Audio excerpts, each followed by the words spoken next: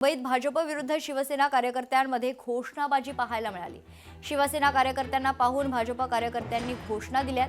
50 खोके एकदम ओके अशी घोषणा यावेळी कार्यकर्त्यांच्या वतीनं खरतर देण्यात आलेल्या आहेत।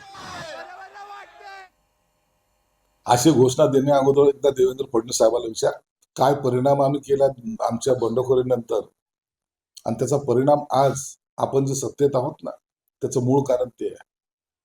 म्हणून ह्याच्या घोषणा देण्यापूर्वी एकदा विचार। असे एखाद्या कार्यकर्त्यांना अशी जर काही घोषणा दिली असेल तर निश्चितच देवेंद्र फडणवीस साहेब त्याची दखल घेतील। माझा पहिला प्रश्न असा आहे की आपण काल राजसाहेबांनी तुम्ही जो विषय काढला 50 खोके आणि मग त्याच्या 40 न गुणून किती आकडा जाहीर केला। संजय राऊतने मला एक आकडा सांगावा की महाराष्ट्र नवनिर्माण सेनेचे 7 पैकी 6 नगरसेवक फोडले, ते किती पैशावर फोडले, ते पैसे कोणत्या गुजराती कॉन्ट्रॅक्टर कडून घेतले, हे संजय राऊतने मला थोडं जाहीर केलं तर बरं होईल।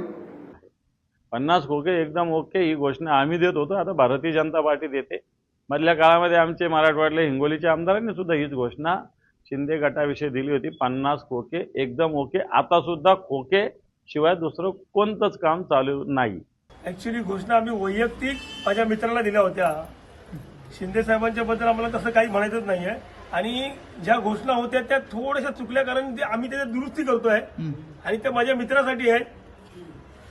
50 खोके एकदम ओके नाही। त्यांनी जी जंगम प्रॉपर्टी दाखवली एकूण निवडणूक आयोगाला ती 11 कोटी रुपये, म्हणून आम्ही घोषणा दिल्या की 11 कोटी एकदम ओके, म्हणजे 11 खोके एकदम ओके। एका स्लम मध्ये राहणाऱ्या मुलाकडे 11 करोड रुपयाची प्रॉपर्टी त्यांनी कशी दाखवू शकतो, इतर ठिकाणी तो घरं कशी घेऊ शकतो, ह्या सर्व गोष्टीचा आता पुरावा त्यांनी द्यावाच लागेल त्यांना।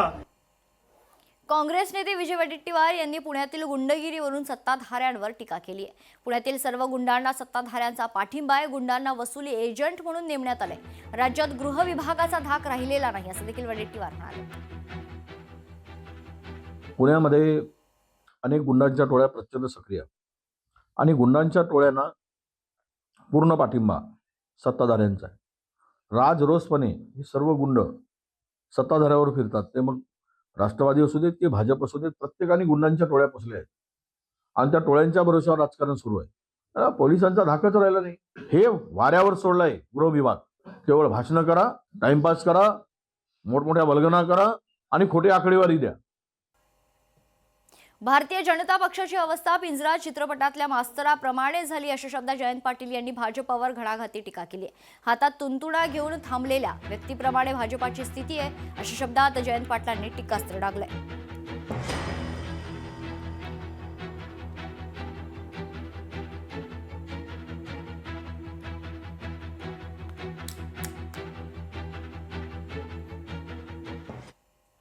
भाजपची अवस्था पिंजरा नावाचा एक पिक्चर होता, पिंजरा नावाचा सिनेमा होता। त्या पिंजऱ्याच्या सिनेमात ते मास्तर होता, तशी आता भाजपची अवस्था झाली। मी मास्तराला तमाशाचा नाद इतका लागला की तोच तुंतुन हातात घेऊन सर्वात पुढे उभा राहिला, तशी अवस्था झालेली आहे। स्वतः जे तुंतुन हातामध्ये घेऊन फडावर उभे आहेत त्यांनी इतरांना मास्तर म्हणणं म्हणजे सगळ्यात मोठा विनोद आहे। जयंतराव, आपण राजकारणातले ज्येष्ठ नेते आहात। आपण पिंजरा चित्रपट बघितला असेल तर त्या पिंजरा चित्रपटामध्ये ज्येष्ठ अभिनेते निळू फुले यांनी जी भूमिका घेतली होती त्या भूमिकेसारखी तुमची अवस्था झालेली आहे। त्यामुळे तुम्ही इतरांवर टीका करू नका। लोकशाही मराठी ऐका, पहा, जागरूक रहा।